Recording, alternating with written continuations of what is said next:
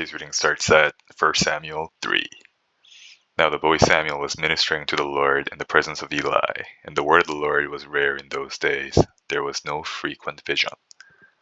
At that time, Eli, whose eyesight had begun to grow dim so that he could not see, was lying down in his own place. The lamp of God had not yet gone out, and Samuel was lying down in the temple of the Lord, where the ark of God was. Then the Lord called Samuel, and he said, "Here I am," and ran to Eli and said, "Here I am, for you called me." But he said, "I did not call. Lie down again." So he went and lay down. And the Lord called again, "Samuel." And Samuel arose and went to Eli and said, "Here I am, for you called me." But he said, "I did not call, my son. Lie down again." Now Samuel did not yet know the Lord, and the word of the Lord had not yet been revealed to him. And the Lord called Samuel again the third time. And he arose and went to Eli and said, "Here I am, for you called me." Then Eli perceived that the Lord was calling the boy. Therefore Eli said to Samuel, "Go, lie down, and if he calls you, you shall say, 'Speak, Lord, for your servant hears.'" So Samuel went and lay down in his place. And the Lord came and stood, calling, as at other times, "Samuel, Samuel." And Samuel said, "Speak, for your servant hears." Then the Lord said to Samuel, "Behold, I am about to do a thing in Israel, at which the 2 ears of everyone who hears it will tingle. On that day I will fulfill against Eli all that I have spoken concerning his house, from beginning to end. And I declare to him that I am about to punish his house forever for the iniquity that he knew, because his sons were blaspheming God, and he did not restrain them.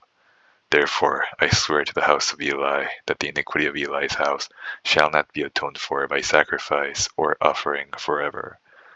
Samuel lay until morning. Then he opened the doors of the house of the Lord, and Samuel was afraid to tell the vision to Eli. But Eli called Samuel and said, "Samuel, my son." And he said, "Here I am." And Eli said, "What was it that he told you? Do not hide it from me. May God do so to you and more also, if you hide anything from me of all that he told you." So Samuel told him everything and hid nothing from him.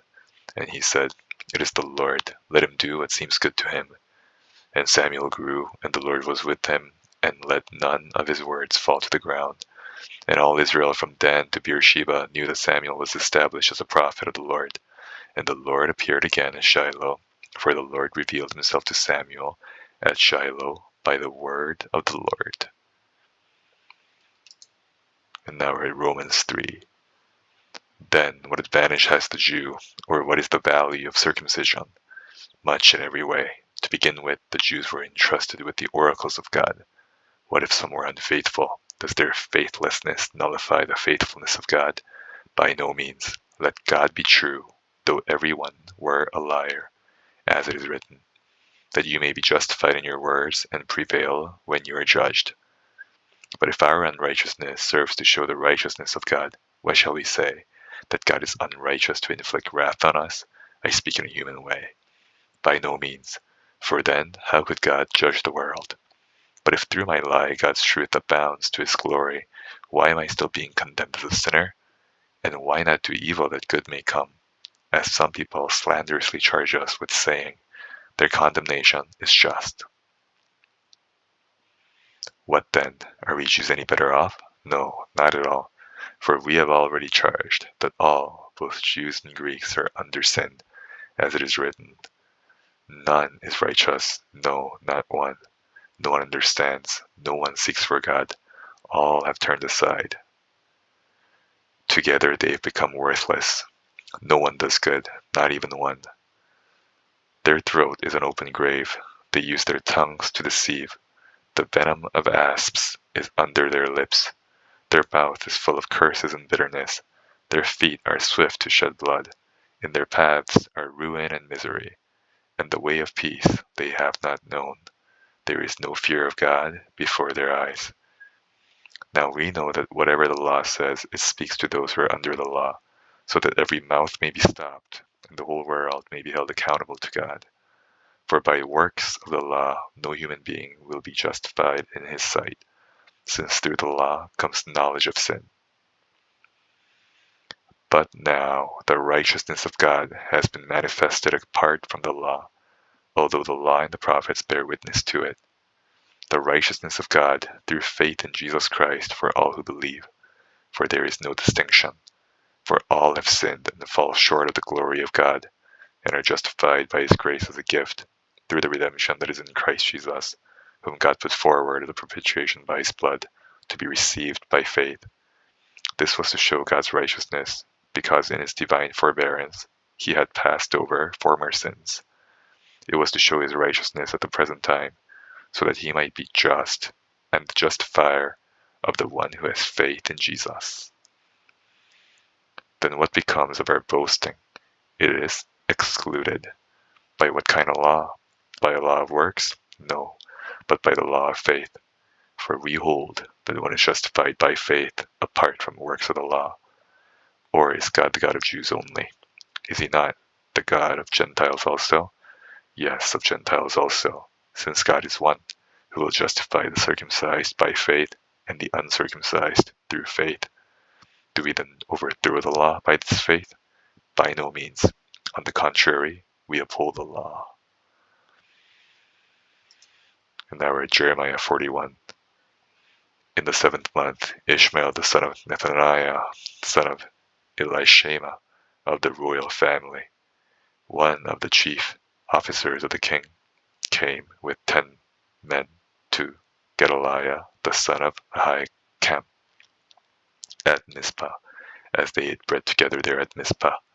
Ishmael the son of Nethaniah and the 10 men with him rose up and struck down Gedaliah the son of Ahikam, son of Shaphan, with the sword, and killed him, whom the king of Babylon had appointed governor in the land. Ishmael also struck down all the Judeans who were with Gedaliah at Mizpah, and the Chaldean soldiers who happened to be there. On the day after the murder of Gedaliah, before anyone knew of it, 80 men arrived from Shechem and Shiloh and Samaria, with their beards shaved, and their clothes torn, and their bodies gashed, bringing grain offerings and incense to present at the temple of the Lord. And Ishmael the son of Nethaniah came out from Mizpah to meet them, weeping as he came. As he met them, he said to them, "Come in to Gedaliah the son of Ahikam." When they came into the city, Ishmael the son of Nethaniah and the men with him slaughtered them and cast them into a cistern. But there were 10 men among them who said to Ishmael, "Do not put us to death, for we have stores of wheat, barley, oil, and honey hidden in the fields." So he refrained and did not put them to death with their companions. Now the cistern into which Ishmael had thrown all the bodies of the men whom he had struck down along with Gedaliah was the large cistern that King Asa had made for defense against Baasha, king of Israel. Ishmael, the son of Nethaniah, filled it with the slain.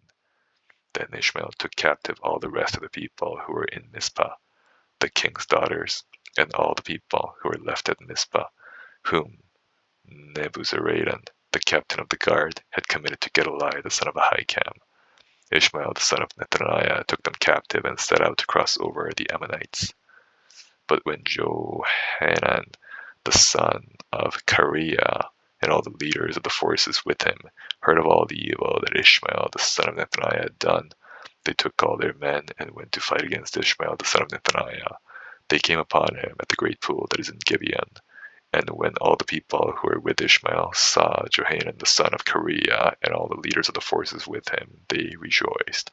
So all the people whom Ishmael had carried away captive from Mizpah turned around and came back, and went to Johanan the son of Kareah. But Ishmael the son of Nethaniah escaped from Johanan with 8 men, and went to the Ammonites.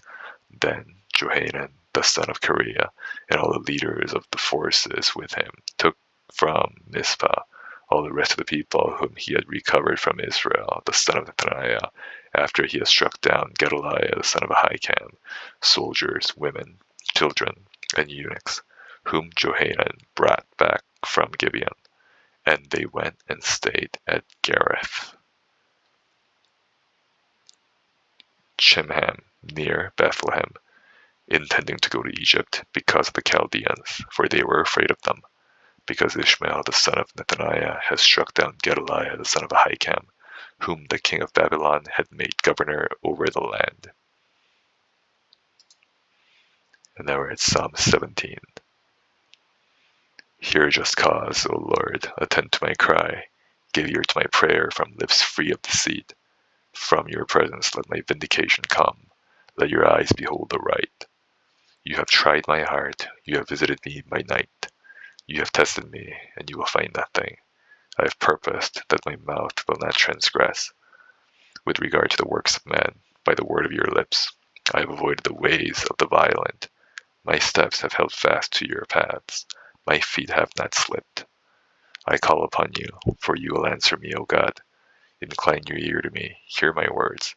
Wondrously show your steadfast love, O Savior of those who seek refuge from their adversaries at your right hand.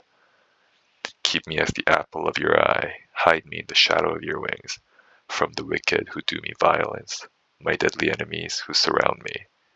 They close their hearts to pity, with their mouths they speak arrogantly. They have now surrounded our steps, they set their eyes to cast us to the ground. He is like a lion eager to tear, as a young lion lurking in ambush. Arise, O Lord, confront him, subdue him. Deliver my soul from the wicked by your sword. From men by your hand, O Lord, from men of the world whose portion is in this life. You fill their womb with treasure. They are satisfied with children, and they leave their abundance to their infants. As for me, I shall behold your face in righteousness. When I awake, I shall be satisfied with your likeness. And that's the end of the reading for today. Have a good day.